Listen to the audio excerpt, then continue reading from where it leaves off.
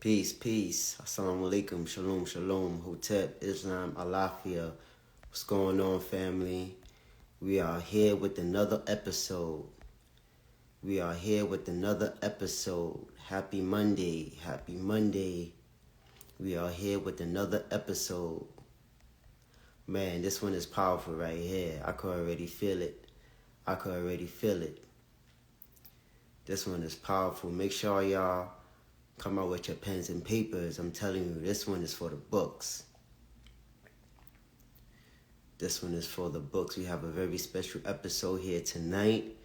Thank you for coming in. Thank you for being a part of DTR 360 Books podcast. Shalom, shalom. Give thanks. Happy Monday. How y'all feeling today? We're going to be talking about health. We're going to be talking about revolution. We're going to be talking about education, of course. We're going to be talking about books. We're going to be talking about the family structure. We're going to be talking about every and anything that can elevate us, inspire us to do better and be better. That's the key.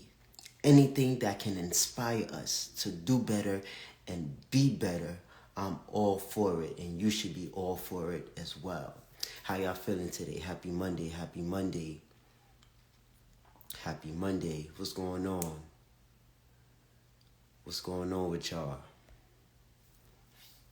All right, so again, we're waiting on our guests. We're going to get started in just a few minutes.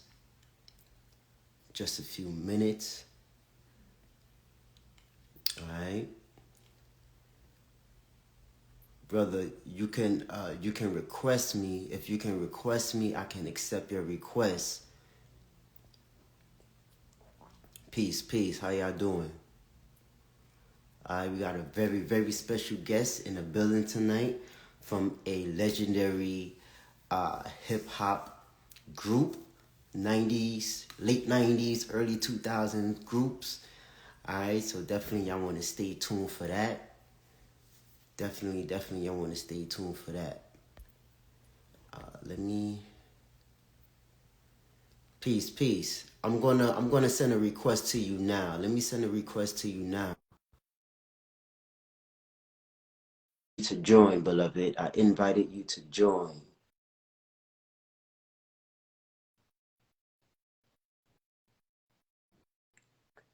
All right, so once we get that squared away, peace. What up? Head cut off, right? What's going on, beloved? Yeah.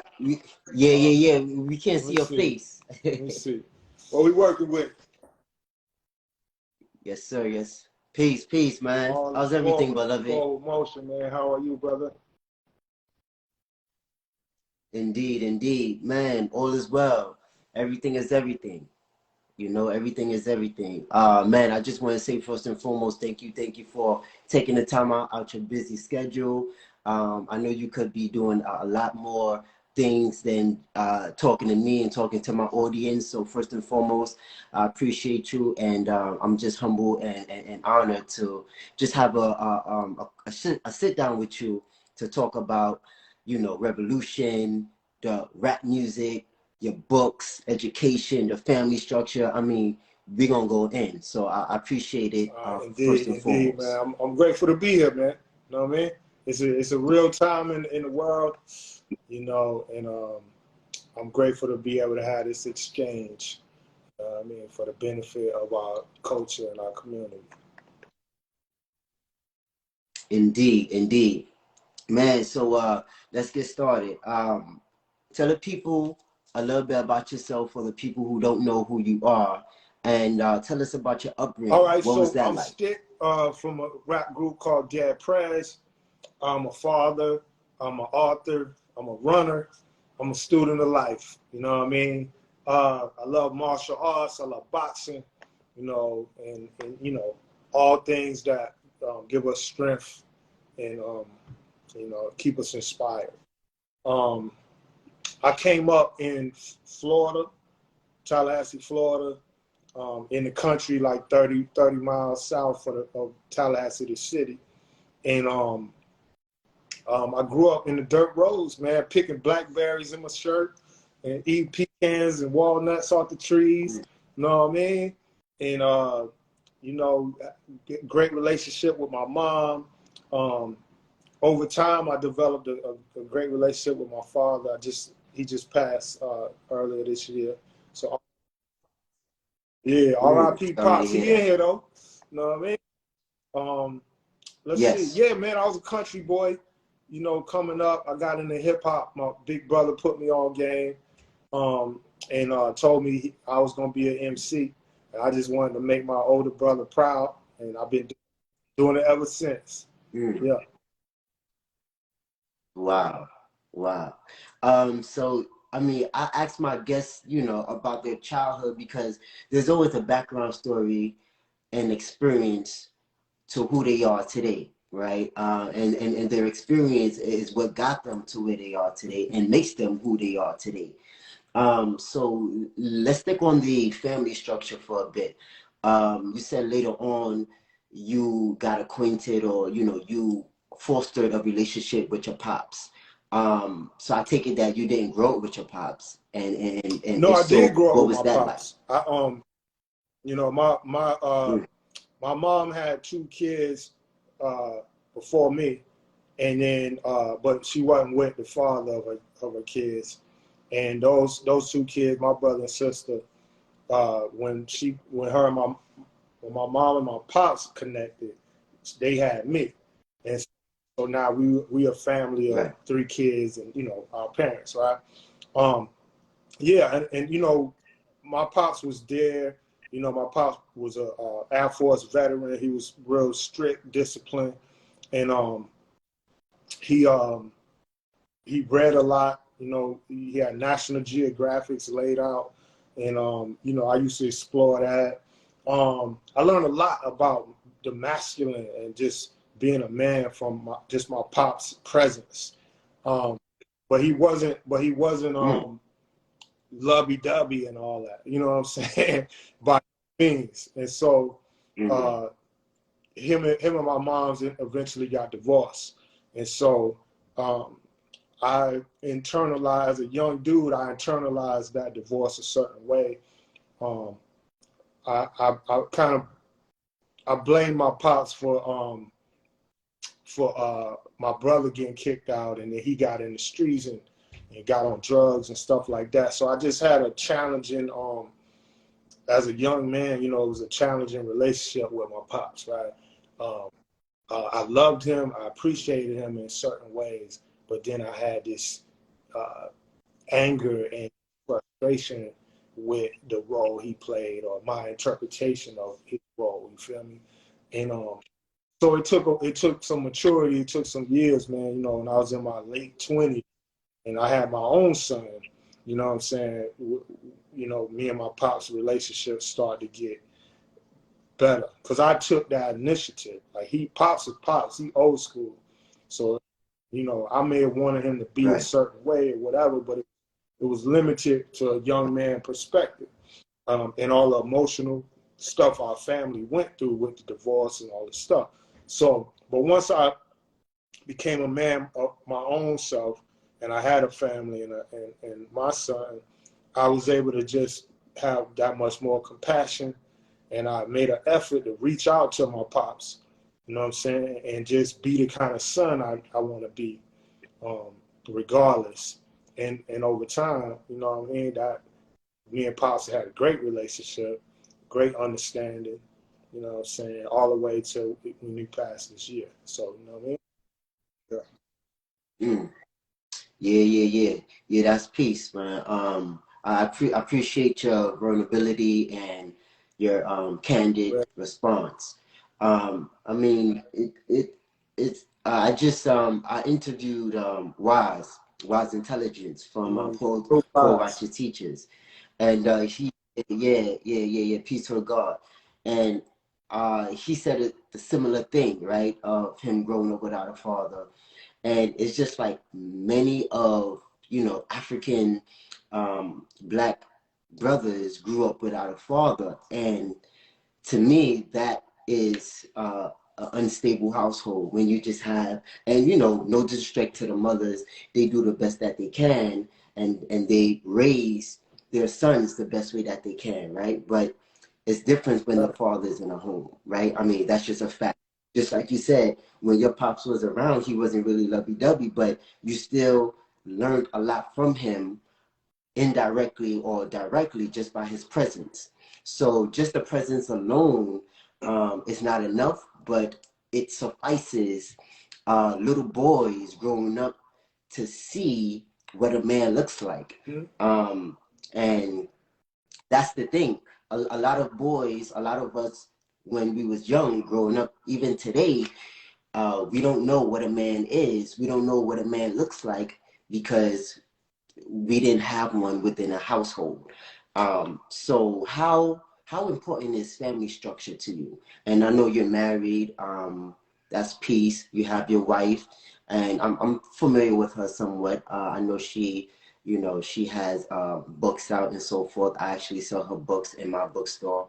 And as you said, you have children and so forth. So how Oh important is man, family structure everybody to you? who know me know that, you know, family is everything to me. It means everything.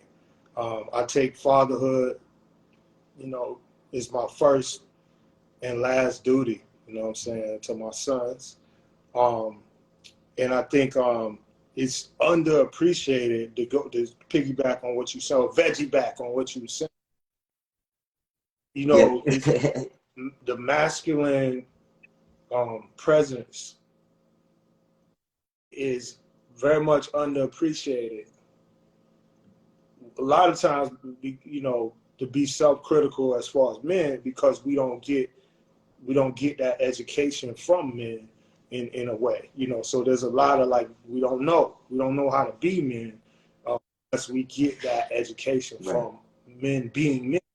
Um, but then we have, you know, women and other, you know, other folks who feel like they may, you know, men are expendable.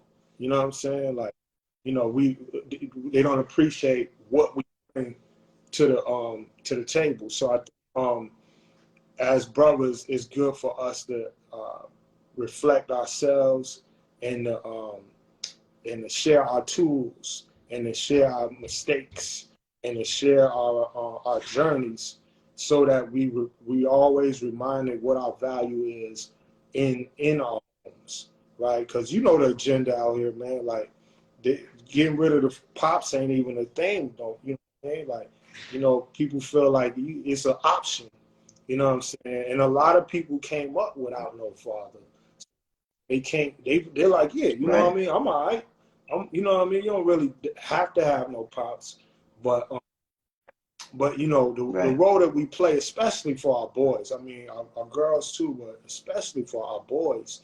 You know what I mean? Just who they are, just they handling their energy, right, in a way that we strong enough and we familiar enough because we was little boys. We know what that energy is. We know how to work with it. We know how to let it and we know how to also give it discipline and understand it. You know, where a lot of times little boys they be rough, they be too rough for their mama, and then the mama try to soften it up, and you know what I mean, you know, so you know it's a lot of things like that that uh, we got to do everything we can to be present in our children's everyday life. You know what I'm saying? And you know, doing our best to give them love, right? To provide, right? And have fun and educate them. You know what I'm saying? In every way that we can, as we do that for ourselves. So, like to me, that's like the highest honor of manhood is fatherhood. That's the crown. You know what I mean? Because that's how you can, you know, break it down to others and pass that on, pass that love, that masculine love on. So yeah. Mm-hmm. Love that. Love that. The highest honor of manhood is fatherhood. Love that. I mean, the family, man, the family is the first line of defense, right? And again, just once the enemy knows that we have no family intact, right? We have no family units. We have no family traditions. We have no family customs. We have no family culture. The enemy can easily dilute and dismantle the family, or for lack of a better term, right? So definitely, I'm all for the family unit. I'm all for the family structure and the family culture and traditions that carry on our roots And and extended history. family too. Shout out to my moms, shout out to my sister, shout out to my homies, my comrades. You know, in the African sense, family is so much more than just, you know, a couple of folks. You know, it's your network, your tribe, you know what I'm saying? That's your family too. But sometimes, you know, shit could change, you know what I mean? You know what I mean? Things could change, dynamics could change. But the loved ones that's for life, that's your family, you know? Word, word. And I mean, sometimes your extended family or sometimes your friends become family, and your relatives and real family don't even act like family, right? So I've seen a lot of that in the hood growing up. And I mean, it's still going on, right? Family is not talking to family, mother's not talking to son, Yep. son is not talking to father, auntie has an attitude, you know, the cousins, um, you know, cheated on this one and that one, just whole bunch of chaos and disorderly conduct goes on inside the family unit, which needs to stop. Because once we have our family intact, um, we we can see the vision towards freedom, and we can have a proper vision and outlook on our freedom and future. If again, you know, if our family is not intact and our family is unstable and doesn't have a solid foundation, everything Well, else falls apart. the Everything else falls apart. foundation, even within a team, is we each play our role in the whole, right? And so ain't no falling apart, right? Ain't no falling apart. We're not gonna allow that on the watch, right? You know, our actions every day, right, is the love we put in and pour into ourselves and others. You know what I'm saying? Period. So like we pass this stage. Failure is not an option. You know what I'm saying? Failure is not an option. It's, you know, this shit we Facts. on right now, the ground, right? Talk about how culture, you know what I mean, and how this internet space we in, where you got 50,000 messages and images and ideas, and this right here and go over here, and what about this, and get this, and you need two of these, and da da da, so and so did this and gossip this, you know, like this is what we deal with now in our culture. You know what I'm saying? The ground, the Facebook, the internet. You know what I mean? This is where community public is happening. You know what I'm saying? So, and we dealing with an algorithm that's designed, I call it digital crack. And the algorithm is designed to keep us getting that little dopamine squirt. You know what I mean? We want to see the gossip. We want to be famous. We want likes and attention. We want to, you know, all of that type of situation is going on, and it's on a psychological level. It's causing all kinds of things in our communities, to all kind of distractions, all kinds of issues and problems, you know what I mean? Because this is a new phenomenon, and it's just like overwhelming people in a lot of ways, man. So I feel like the family is everything, but it's also who you are in it.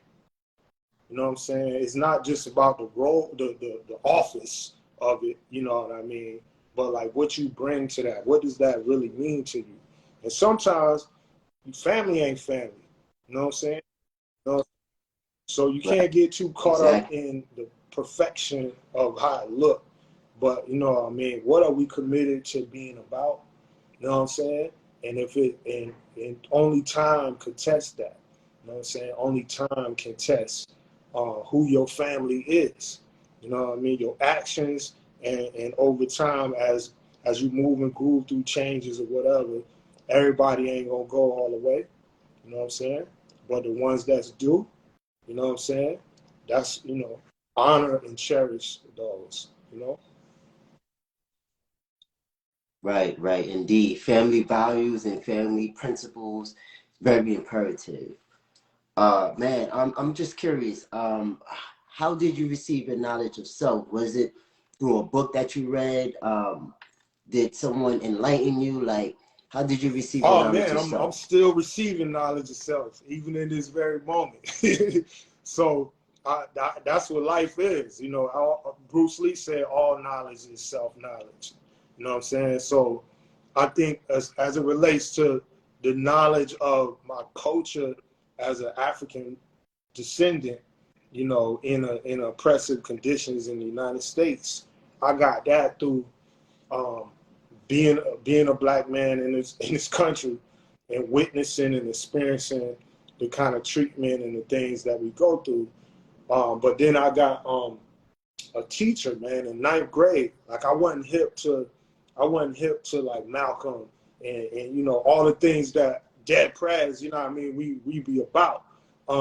In ninth grade, I hadn't even heard of that. So this teacher, I was rapping my ass off though since fifth grade, and this teacher ran up on me in the hallway and she was like, I went to this racist high school, What Color High. No disrespect to them.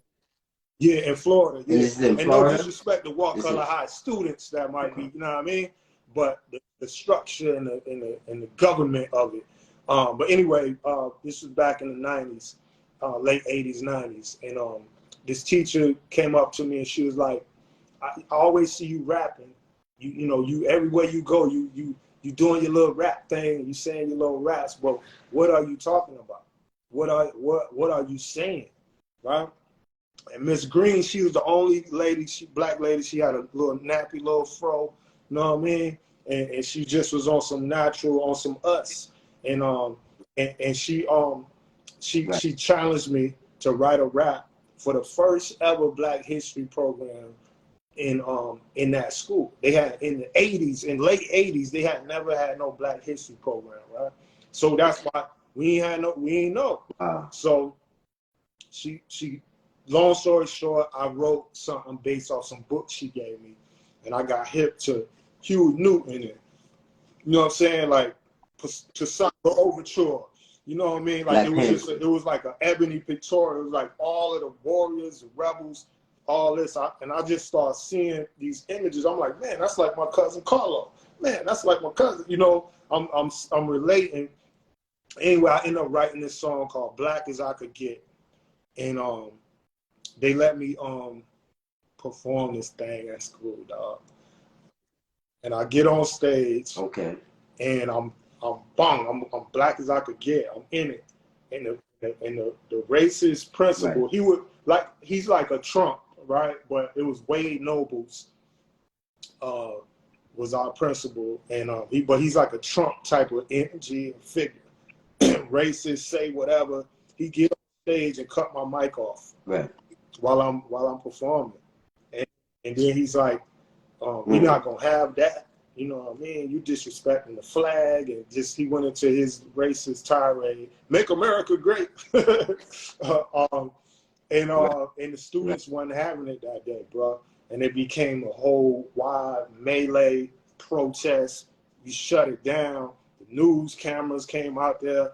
The churches, Nation of Islam, the Wow. Alphas, the Qs, you know what I mean? My mama, Right. like everybody. You know what I mean? And Everybody. I wasn't, you know, I just did it. At the time, I wasn't like politically conscious or nothing. I was a rapper, and I done that really so I could perform. And then, but when I went out to the front, one of my homeboys came and got me and was like, "Yo, your mama here, dog." And I was like, "My mom, word?" I went out to the front, and when I got out there, they was pointing at me and clapping. And they were, the news people, they was like, "That's him. That's the little guy that said the rap.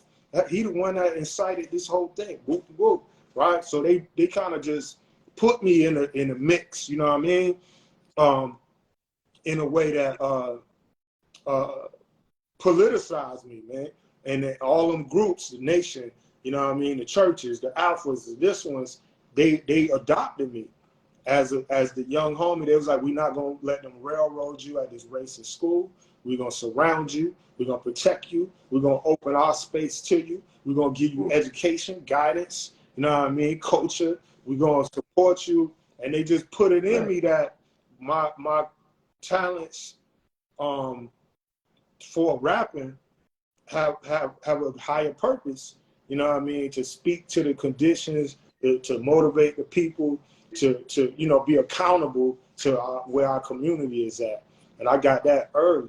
So that was baked into me, and that was like one of the set off experiences before I got into, you know, revolutionary organizations and getting my feet wet on the ground around the country. You know what I'm saying? That was like the birth of that for me.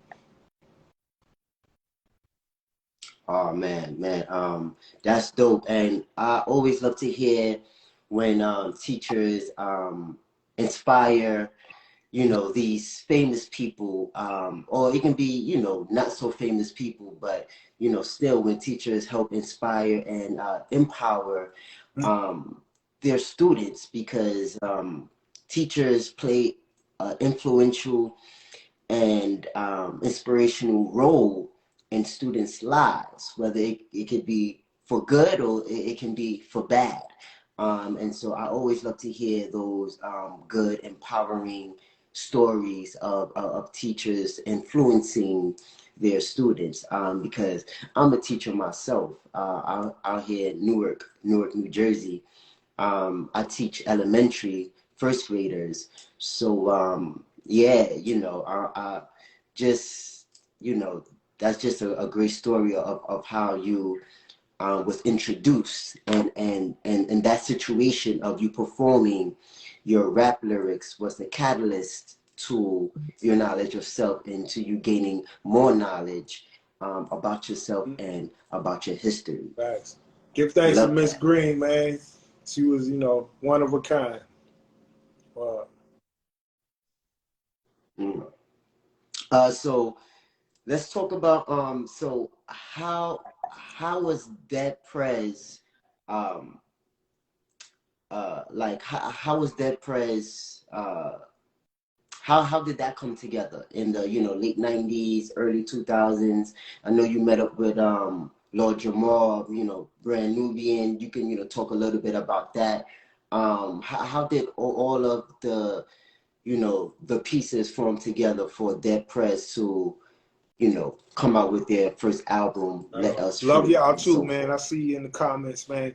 Salute, give y'all. Peace, Long peace. story short, like boom. So I was in Tallahassee.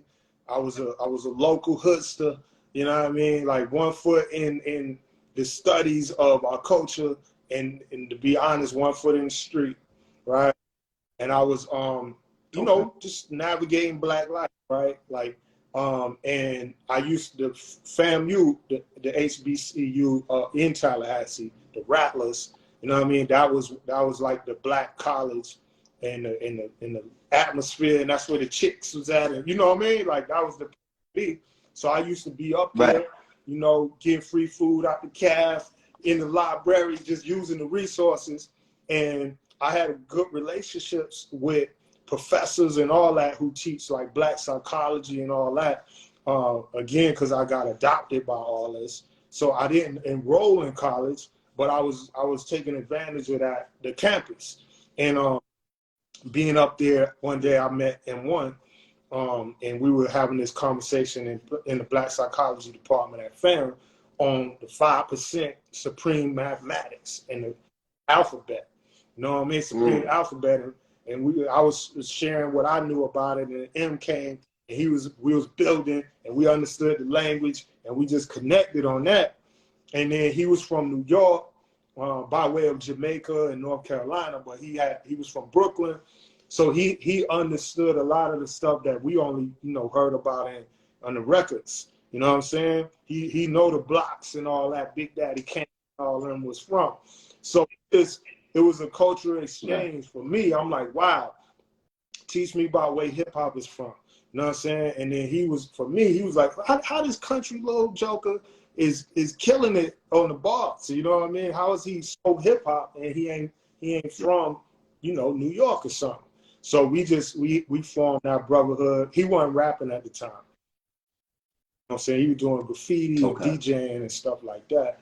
And then, but M is like brilliant. We call him M1, Master Knowledge, because he just smart. Like, he was an accounting major. He's good with math, history, any subject, like super smart. So I'm like, bro, you could rap, bro. Like, you got so much to say and whatever. And before you know it, he was like, all right, write down little rhymes. And then, we started recording. And but we wanted to do more than rap. So we joined this organization called the African People's Socialist Party, the Democratic Uhuru Movement.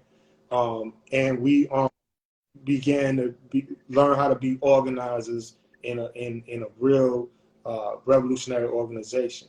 So all the training that from security to political education to organizing around different campaigns for bringing political prisoners home, tenant rights, you name it, right? We was getting our feet wet in the street on that. And in that, we found that the nostalgia of the 60s and the Panthers and how they used to do it was inspiring, but it wasn't that effective, you know what I mean, in that time that we were in, early 90s. And we know that hip hop was the language. You know what I mean? You hold up, you trying to be like, read the paper, and ain't nobody trying to read the paper. You bust a rap about our condition, everybody listening, right? So we was like, the hip hop, we're gonna use hip hop to move the movement. And that became like our formula, right? How can we use our love for the hip hop culture to infuse this movement message and agenda, in an authentic way? And so that we did that in Florida long enough to where we realized the sound that we was working with was not, it wasn't bass music like Florida. You know what I'm saying? Bass, Florida was all bass music, Luke Skywalker, doing booty shake. And we was more aligned with groups like Wu-Tang or Mobb Deep. That was our vibe. And so we moved to New York to try to get a deal. And, super long story short, we met Lord Jamar after being homeless for a while. And he introduced us to Steve Rifkin, who owned Loud Records, which is where Wu-Tang and Mobb Deep had their deals. And we got that meeting, and Steve loved it.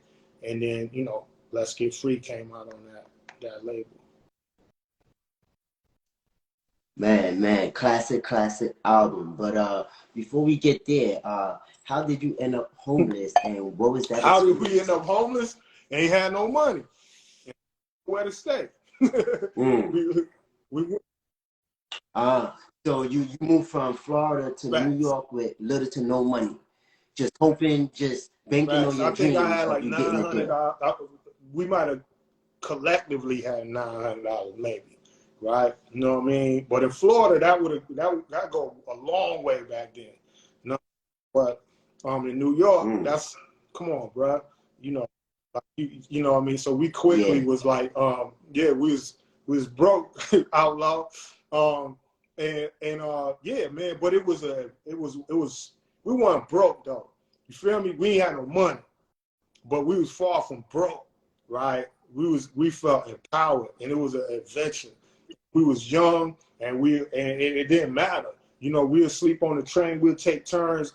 Emma sleep a few hours, and I'll sit up on the train and read and watch out, and then he'll sleep, You know what I mean? And we made it happen. We got a little odd job. We made it happen, man.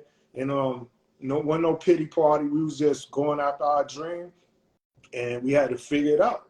Had to become men. You know what I mean? In the process of going after what we wanted to go after. And so yeah, we navigated it, man, and learned a lot. Learned that much more compassion for people that's homeless, for people that's in the street, for people that don't have. You don't never know what somebody got in there. You don't know why they on the street. Exactly. You don't know what they dealing with. You know what I'm saying? And so we were supposed to see all that. You know what I mean? Our blessing was coming, but we had to go through those experiences so we could speak for that, and we could keep that in mind as we sharing our platform for those voiceless voices. You know what I mean? Yeah, man, I got to give it up to y'all, man. That's very inspirational and motivational, to say the least. Moving from one state to another, again, with little to no money, just hoping to get a record deal is something. And I mean, I've heard, stories of many artists in that same situation where, they move from, wherever, the Midwest to California, the South to up north to New York to Harlem or whatever, just hoping to, meet this record exec, hoping to, meet this record label, and hoping to get a deal. Um, when Dead Prez signed to Loud Records, did y'all sign a 360 deal? What Nah, was that deal we like? didn't sign no 360. We were naive in a lot of ways, but we was also sharp for our age and lack of experience. Mm, Because at the end of the day, we know the game. The same shit happening in the street is happening in the corporations.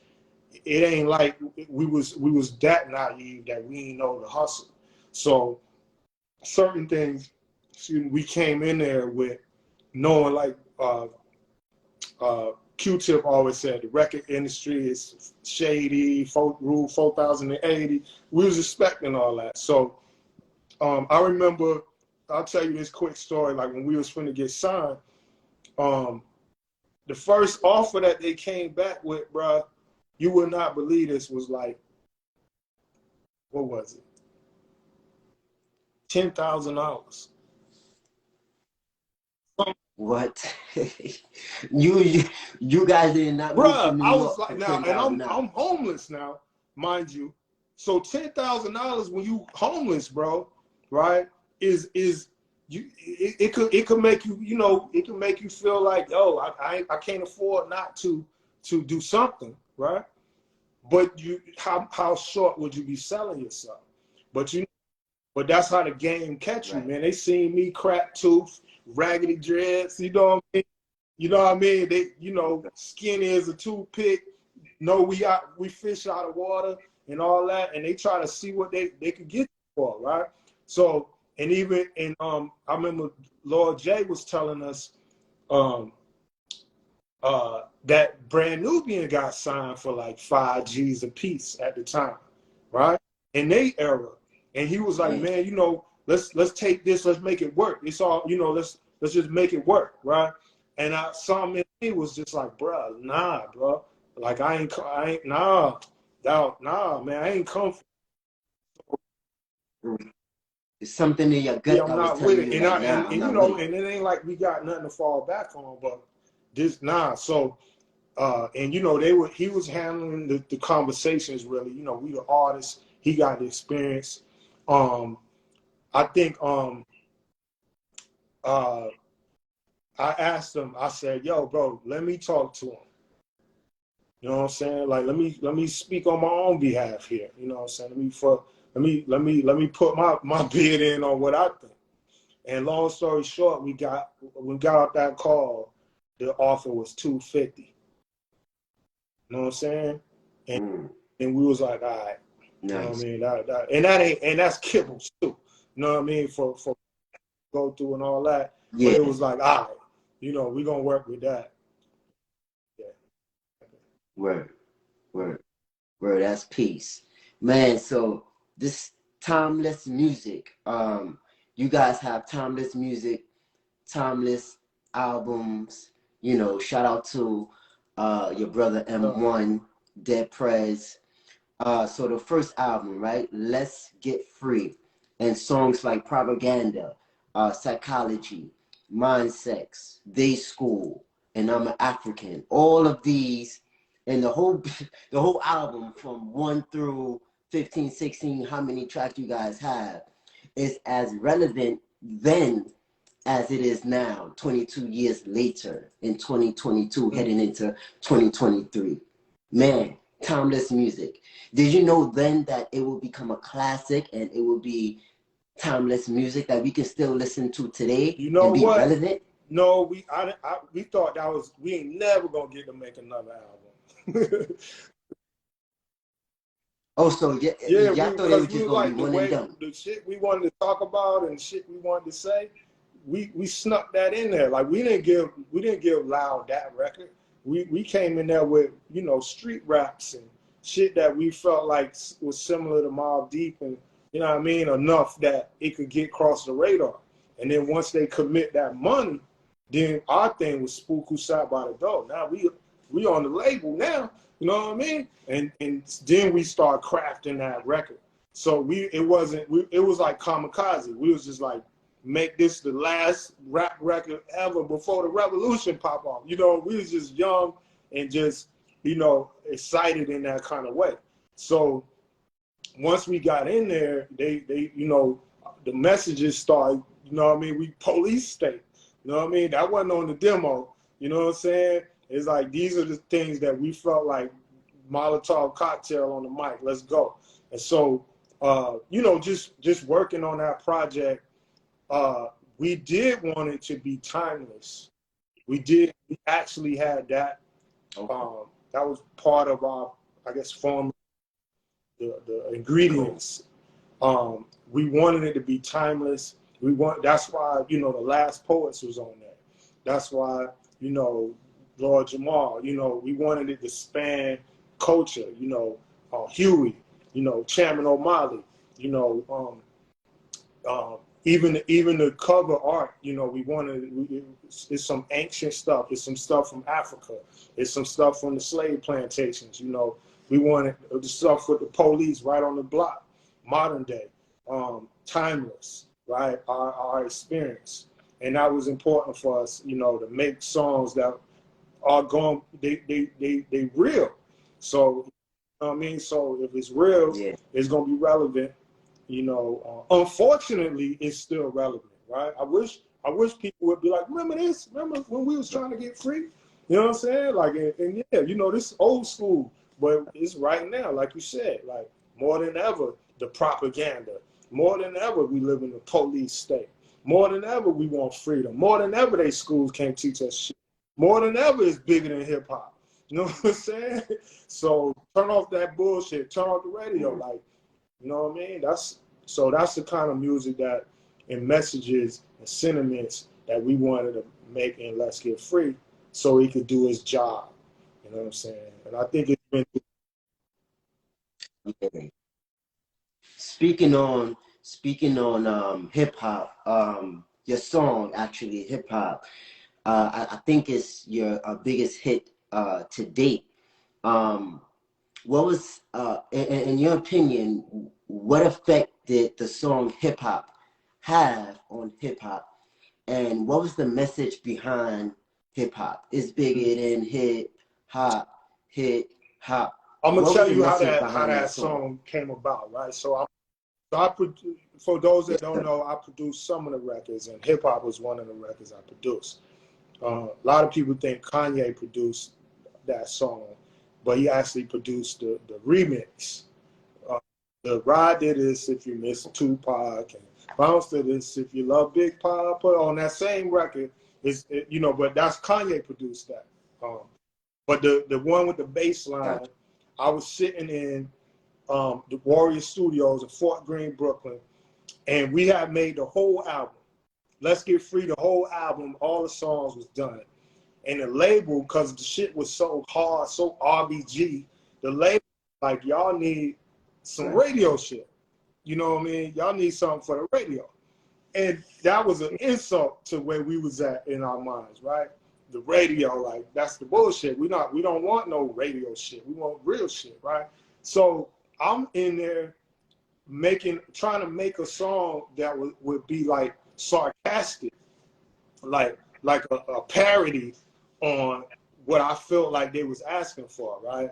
So I was being sarcastic, and I remember coming up in Florida, one of the things like the bass music, the street, the trunk rattling shit, dudes be having 15s in the trunk or the caddy or the Buick, and it just, you can't even hear nothing. It's distorted. It's just, you know, that I was like, I remember that from just growing up. So I was like, what if we bring that back, that feeling, that obnoxious, you know, off the block type feeling into, you know, what they asking for? Wouldn't that be ironic, right? That was like my whole feeling. So I'm messing around with the ASR 10, and I come up with that little bass line, I put some drums to it, and I'm sitting there, and I'm like kind of like about to erase it, just kind of like, that's a joke. And while I was, you know, about to do that, and like 10 homies came in the studio. And they was like, what you cooking up? What's up? What you cooking up? And I was like, man, I was messing around with this shit. And I pressed play, and the whole crew was like, nigga. You know what I'm saying? Wow. Like, what They is loved this? And then everybody was like, we know how you do. Don't erase it. You quick to erase some shit. Like, don't erase it. Don't erase it. I was like, for real? Like, for real? Like, it's like that? And they was loving it. And then I didn't hear it. I ain't hear it. So and like I said, that was a joke to me. But he heard it. And so went in the booth and you know, started doing what he do. And then when we hit record, was like, one thing about music, when it boom. And I was like, oh, that's how you hear this beat? You know what I'm saying? So that combination of like how he was on it, and then I was like, all right, and then I wrote my verse, and then we played it for the label, and they was like, this the one. And I was like, wow, like, it was a joke to me, you know what I'm saying? But that's how that happened. That was the last song that we recorded for Let's Get Free. And so what's the message behind it? Any message? Meaning, what did you mean by saying it's bigger than hip hop? You know, the message or the sentiment of it's bigger than hip hop is like what we're doing, what we're about, what we need in our communities, in our culture, in our lives, in our families. It's bigger than just what you hear on the radio. You know, it's bigger than just you know, who rapping, and you know, just that whole celebrity shit. Like, you know what I mean? Like, it's so much bigger. Life is bigger than that. And you know, that was simply that. And we were trying to say, like, you know, what matters is how we treating each other. What matters, are we getting the power? You know what I mean? Is it Lexus or justice or freedom? You know what I mean? Like, what really matters? You know, it's bigger than what they're allowing us to hear in terms of like pop culture and all that type of shit. And our album was about all the other things that is bigger: our health, our community, our interaction with the police, you know, our need for freedom, you know what I'm saying? The school systems, like, all this shit is bigger than just the music, you know what I mean? But no disrespect to the power of hip hop, you know what I'm saying? Because hip hop is the #1 global voice of the youth around the world. So, but that's when it's real hip hop. What do you think about the state of hip hop today? Is there a state of hip hop today? You know, is there one? I don't know. You know, I think we doing something else right now. You know what I'm saying? I mean, you still have your Kendrick Lamar's went platinum. You still have your J. Cole still going platinum. You have your little, you know, I guess he's not really underground, but I like D Smoke out in Cali. I don't know if you know of him. You still have your, they trying. It's still out there, but it's not mainstream as it once was in the 80s Yeah, and nah, I mean, 90s. what I want to say about hip hop, man, because I always want to focus in on, in the best of my ability, what is powerful, and I think the state of hip hop is very powerful. We command the attention, the ears, the hearts, the minds, the spirit, what I mean, of the majority of people. You know what I'm saying? Like, we have the floor. You know what I'm saying? What we say, it moves the crowd. You know what I'm saying? And how we move, how we do it, influences trends, and it generates money and revenue, and constituencies, and it sells products, it get people elected, it gets niggas shot and killed, all kind of, you know what I'm saying? Hip hop Marketing, is yeah. so I think it's powerful. It's very, very powerful. And I think right now there is within hip hop, right, to maintain its economic strength, right, and expand that, while at the same time the content and the culture of it, right, not be self-destructive. You know what I mean? There's an internal war between self-destruction sells and changes lives because it sells, right? But then self-destruction comes Right. back, and you see, MCs dropping like flies out here, you know. So I think Exactly. we're in an internal war, trying to figure out how to get that balance right. You know what I'm saying? We don't need to be broke and righteous. You know what I'm saying? And we don't need to be rich and Right. stupid. You know what I'm saying? But we need to be economically empowered, right, with things that are good for our culture. You know what I'm saying? Word. Love that. So let's speak on health. I know you do workout music Yes, sir. called Fit Pop. Um, and you're the co-founder of RBG Fit Club, which you have detox teas, vegan cookbooks, along with you and your wife, and so much more. Um, what was the turning point in you wanting to become healthier, or was you So always boom, into that's health? that right there. That answer to that question is what my new book, The Five Principles, is all about. Um, that's I just dropped in October, um, and it's also available in an audio version, as well as the hardcover. But in my book, I wanted to answer the question of how I got on my healthy shit, on my healthy gangster, why, and take people on that journey with me, because we all somewhere on that same journey. Like, whether we know it or not, everybody is on a health journey. Let me say that again. Everybody is on a health journey, right? And the more we become aware of that, you know, will significantly affect, what kind of journey we have, right? So for me, like I said, I had that one foot in the street. So I'm smoking out, I'm drinking, I'm partying, I'm trying to cope with stress, I'm doing what we do. And I wake up one morning in Brooklyn with a fat ankle, and I had gout. And having Mm, gout put a fork in the road, and it was take the doctor medicine and do that and keep doing the same, or go the plant-based route, natural healing route.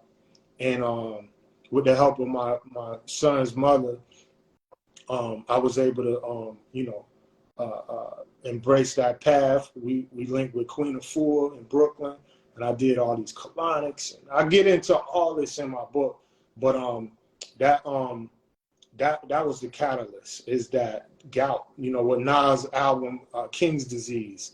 That's what they used to call gout, and that's what that references. So I had that at 20, 21 years old. You know what I'm saying? And it was one of the best things that ever happened to me. You know what I mean? Because Wow. through having gout, I learned the power of my own practices in my health, right? And I broke a cycle.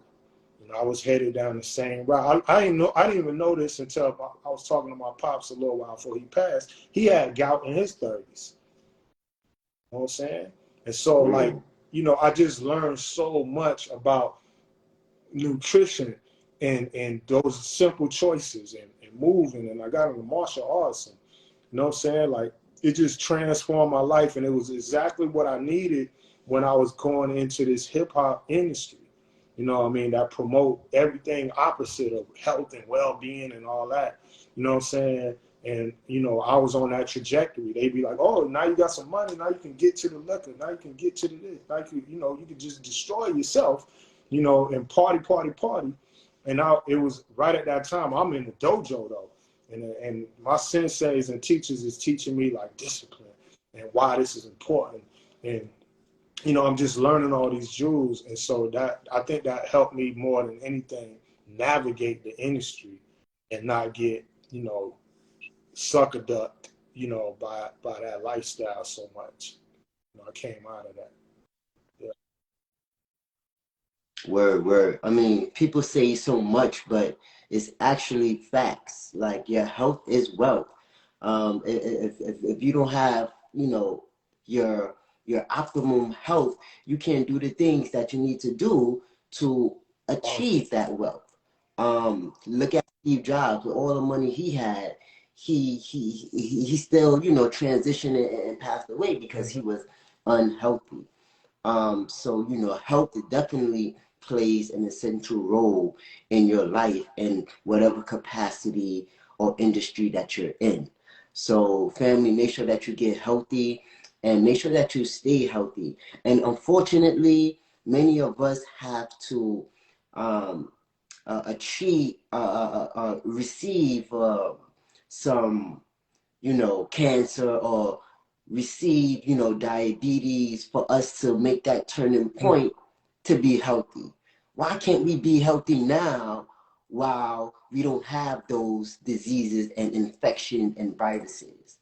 Why can't we, you know, I always go by the saying that prevention is better than cure. Facts. We need to prevent these viruses and infections from happening to us instead of first getting it and then doing something about it.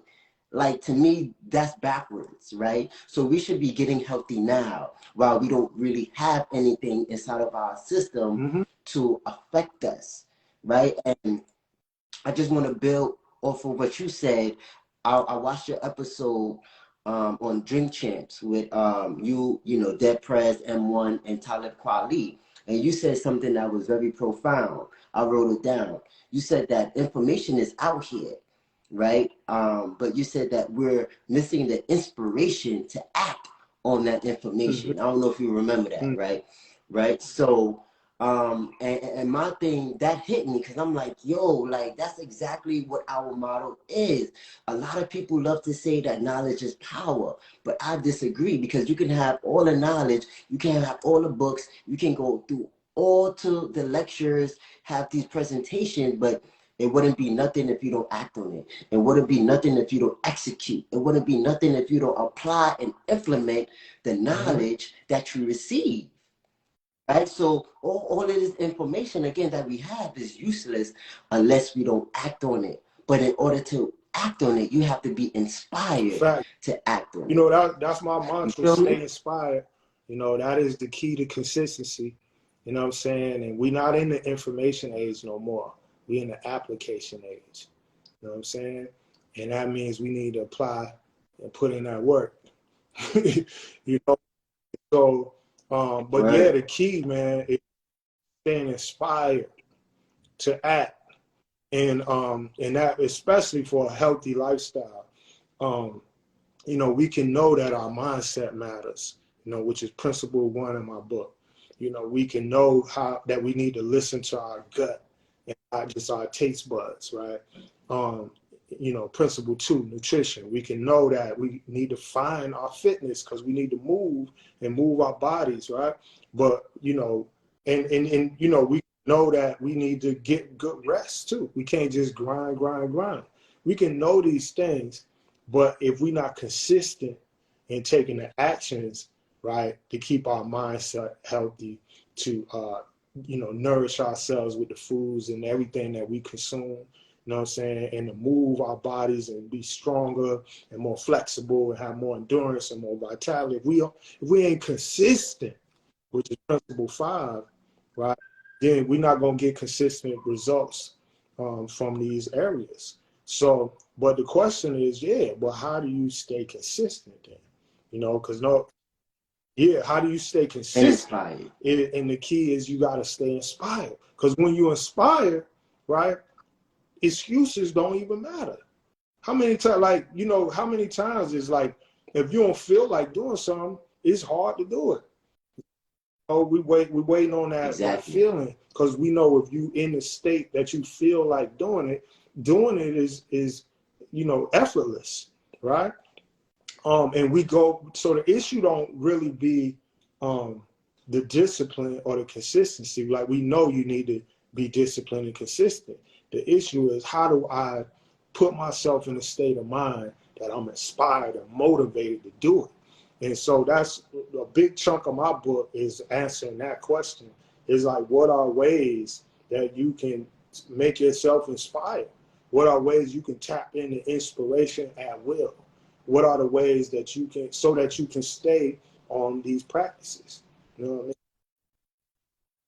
Can you give us one example now? Some ways to stay inspired, and as you said, and being inspired, we will be consistent to be inspired. Off top, I'll give you one. Off top, you know, inspiration is kind of like a candle. You know what I'm saying? Like, if it's somebody that's already lit, you know what I'm saying? Like Les Brown or Malcolm X or C.T. Fletcher, right?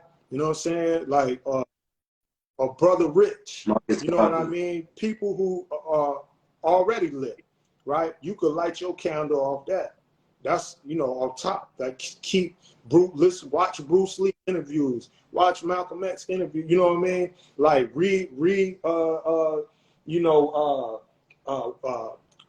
watch Creed. You know what I mean? Watch Rock.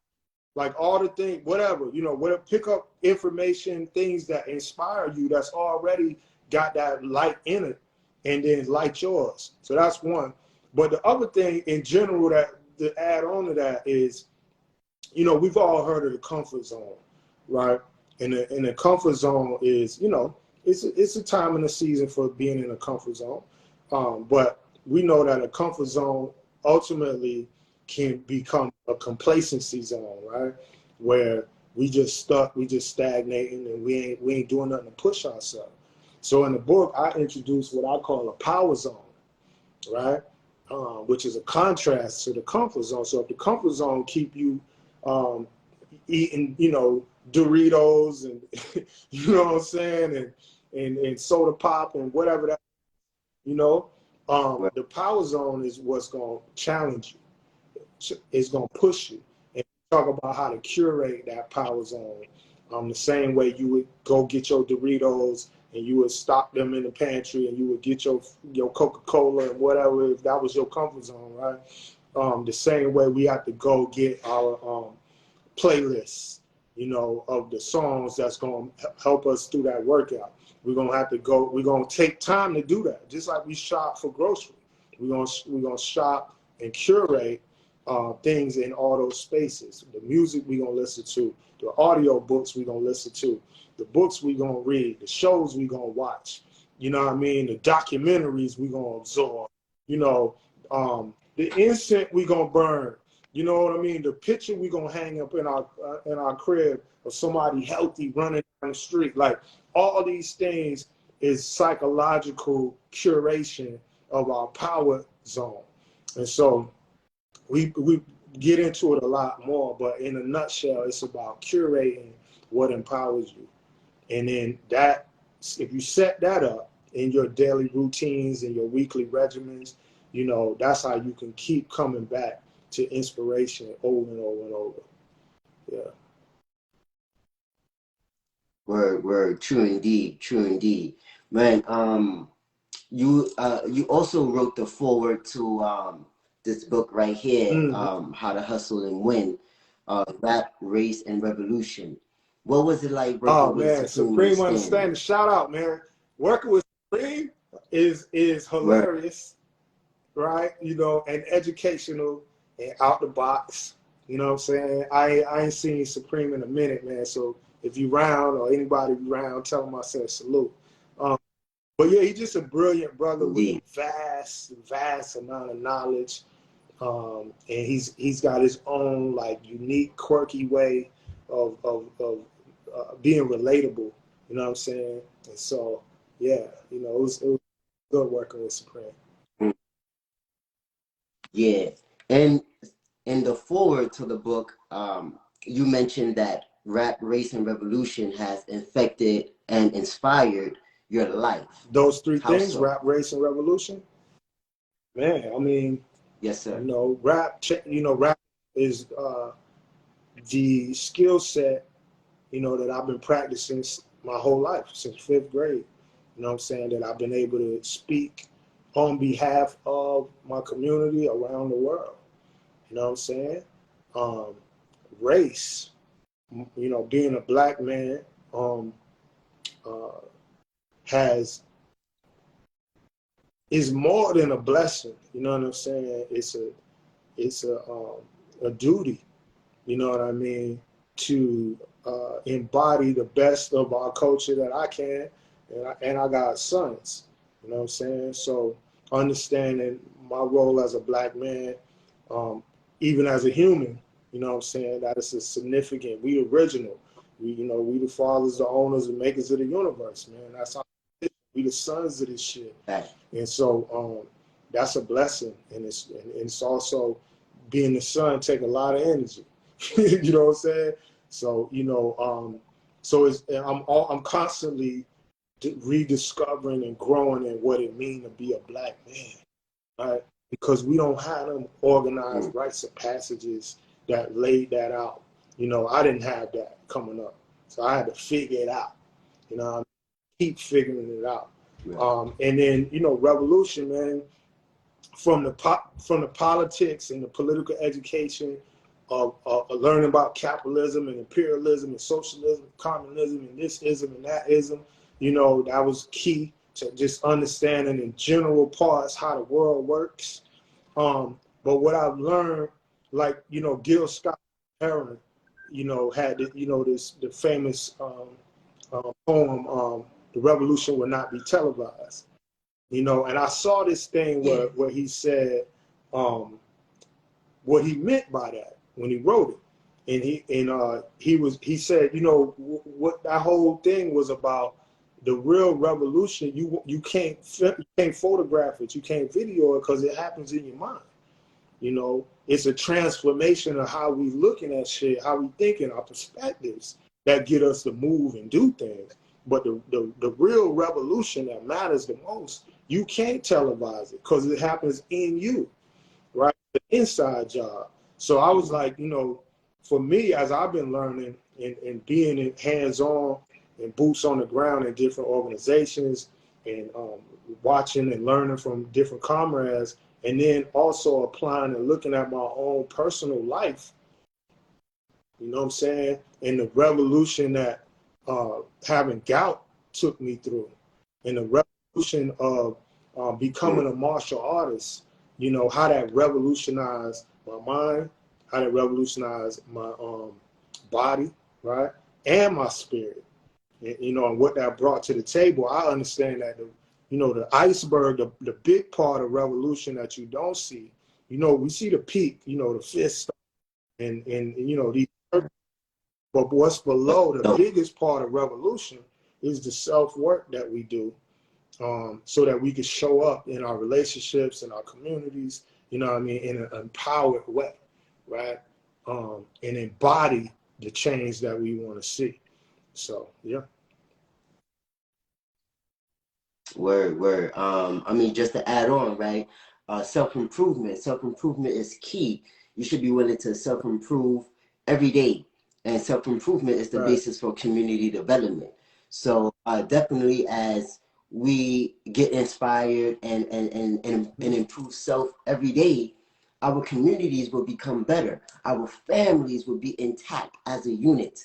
And so much more will foster and spiral out of us Yeah, man. becoming better I'm gonna add on to selves, that too, because right? self, when even we gotta understand everything is philosophy, everything is perspective, and there's some assumptions that we might make that that have a whole different effect in the world, right? So, for example, how do we define self, right? Because we in the age of the selfie right now, right? Everybody is self everything, self love, self me, self this, self, right?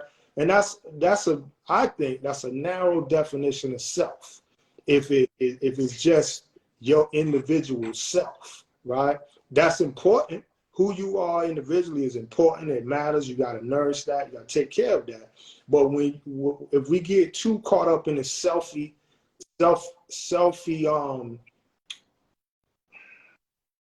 trend, right? That trend, Okay. then we're taking on a definition of self that is only just one definition of self. But if we look at self as all of the interconnections that give us ourself its power to exist and be, right? Then we self is not just me as an individual or you as an individual, right? Self is everything that allows yourself to function and prosper. So, that is our relationships. Self is our nourishment.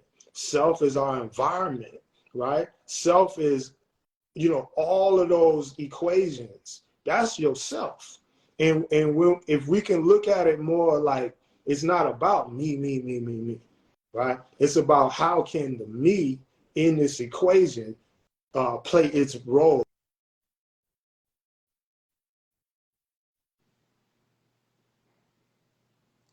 Brother, I think your sound went off. Coach Lim, I'll hit you back. Yeah, but you know what I'm saying? So I've seen this, and I see that there is a need for a focus on like self-care and taking care of self for sure. But it's just, we just got to be careful in this selfie matrix that that don't become, if it ain't for me and I don't get everything I want in the way I want it, right, then it ain't, cancel this. And, it's wild out here right now, man. You know what I'm saying? And it ain't no self, right, without others.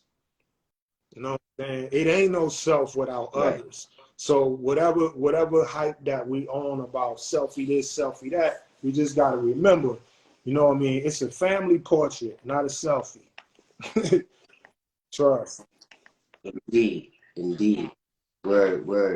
Man, we are winding down, family. This has been man, nothing short of profound and insightful, informative information, phrases, philosophy, and metaphors that was bestowed upon us here this evening. And so I'm gonna bless you and give you your flowers and tell you thank you for again, man, just gracing us with your knowledge, wisdom, and understanding, overstanding, and understanding of Thank you, various brother. topics. Um, indeed. A couple more things. Who are or yeah? So who are, you can name one and two. Who are your ancestors that motivates you Definitely every day, and my why? father, Josh Gavin, is on my heart a lot because I just, he just transitioned.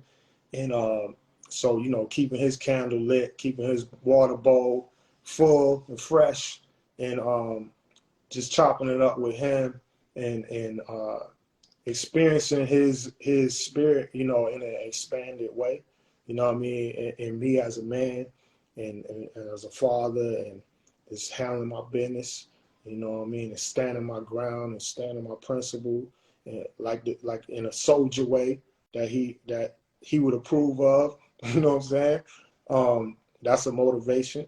Pops is opening up all kind of doors and opportunities and possibilities, you know, from the eternal space he in. But you know, besides Pops on an ancestral level, you know, it's the ones we share as a community. I have in my family, I have you know, my grandfather Benny Frank, you know what I'm saying? But in others, but like, you know, Muhammad Ali, you know what I'm saying? Bruce Lee, you know what I'm saying? I consider myself connected to Bruce Lee, even though, you know, we are quote unquote different races, but ancestrally speaking, you know what I mean, you know, is blood and bone and muscle and heart, you know what I mean, and it's about how he lived his life, you know, what I resonate with. We in the same tribe, so yeah, those are big influences to me. And why Ali, Muhammad Ali? for a lot of reasons, man. Ali, his confidence, his spirit of integrity, you know, the way he believed in, you know, he stood up, he fought the government and said, you ain't gonna send me to Vietnam, you ain't gonna make me do that. Like, that's a fighter, you know, that's a champion. Ali, his brilliance of how he used his personal charisma to and to make you feel great. When, you know what I mean, when he said he the greatest, this is weird how Ali he make you feel like you're great too. He's saying that, but he's speaking for us when he say I am the greatest. He talking about us. You know what I mean? And just his ability to do that, man. And then, you know, just how powerful he was just as a fighter, as a boxer. The way he trained, like I study that all the time, man. You know what I'm saying? You know, I run in boots because Ali ran in boots. You know what I'm saying? And, you know, so yeah, those are two, but of many, many, many, many inspirations. Yeah. Word, indeed, man. So what's next for you, man? Any would we see a new Yeah, Dead man, Prez we album coming working, out? man. You know, we black Word. outside. Slavery is over. You know what I mean? And we coming with some brand new Dead Prez that we've been taking our time to really feel like, you know, the spirit is moving through it. You know what I'm saying? We ain't forcing nothing, but it's feeling good. You know what I'm saying? And the raps is coming. The music is great. We got a squad that's, you know, working with us on it. And top of the year, we're gonna make some announcements of some power plays that we doing with the album. So yeah, definitely stay tuned for the new Dead Prez. And beyond that, man, you know, my focus is fatherhood. My focus is you know, being an inspiration and staying inspired. You know what I'm saying? And for all the new things life brings, you know. Man, I'm very, very, very thankful, and again, man, I'm honored to just have a sit down with you. I mean, I've learned a lot, and I know if I learned a lot, many people who was on this live and that will see this live in the future on YouTube and hear it on, you know, Spotify, iHeartRadio, so on and so forth, will also be inspired and will also learn a lot. So again, man, you should definitely do, you know, more interviews and, you know, just again, because as you said, we're in the application age. So, but first, having the information is imperative for you to apply that application, right? So you definitely got to have the knowledge first. So yeah, man, I'm just honored and grateful. Thank you again. Any last words, and how can people Well, I reach you? wanted to give a shout out just to everybody that was listening and making comments. I'm trying to read and see what you're saying, and you know, I appreciate you know, sharing this space and this energy with everybody. I love y'all, you know what I mean? And I feel that love coming back. That's right. Get off that digital crack. You could get at me. I'm on the gram at STIC. You know, give me a follow, man. I'll follow you back. Let's build. Let's each one teach one. Have some fun. Stay inspired. My new book, The 5 Principles, is available in black bookstores. Is available at Amazon, Barnes and Nobles, Target, Walmart. We need that book too on our bookstore too, beloved. So yeah, definitely. I want to get some books so that we Let's can add tap it to in, our man. I'm inventory. gonna get my team. Shout out to Balance on the publishing team I'm working with. Sister Nana over there, African sister that run the show. Yeah, we'll make that connection so we can get it. And I want to shout y'all out, man, because I'll follow y'all on the gram, and y'all be putting it out there, man. Y'all be dropping the jewels and the books, and y'all ain't afraid of the topics, and you know you're a great space for our community to have these dialogues and get information and education, and y'all ain't scared. You know what I mean? So, you know. That's how you gotta be. So I Fearless. appreciate you. Fearless. Word. Just like Nina Simone said, you know, may she rest in peace. Have no fear. Right? We gotta have no fear. So definitely, and the enemy, they play on us being fearful, being timid, you know, and that's control, right? So that's a part of control. That's a part of the psyche. So definitely, you know, that's our whole thing. Applied knowledge is true power, and man, just have no fear. Say what you I gotta appreciate say. you. Thank you. Word. Likewise, beloved. Thank you so much, family. I leave you as I greet you. This full interview will be on YouTube, so make sure you click the link in the bio. You tap in, and just like the good brother said, man, give him a follow, tap in with him. Let's network and let's work together and build together. Man, I leave you as I greet you. Assalamu alaikum, shalom, shalom, hotep, Islam, Stay Allah, inspired. peace.